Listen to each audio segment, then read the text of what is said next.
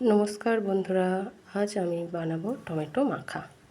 তার জন্য প্রথমে একটা টমেটো নিয়েছি, টমেটোর বোটাটা ছাড়িয়ে নিয়েছি, নিয়ে এবার টমেটোটাকে কাটবো।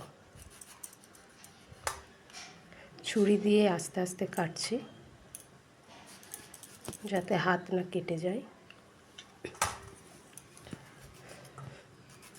ছোট ছোট করে টুকরো টুকরো করে কাটছি, যতটা সম্ভব একটু পাতলা করে কাটতে হবে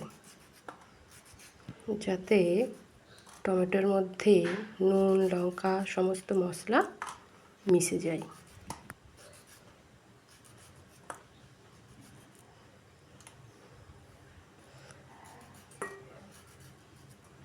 একটু সাবধানে কাটতে হবে।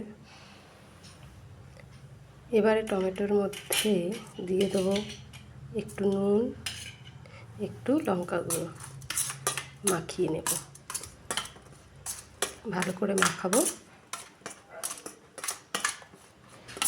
যাতে টমেটোর মধ্যে সমস্ত মশলা চলে যায়। এবারে একটা খেয়ে দেখব। দারুণ হয়েছে। টাটা।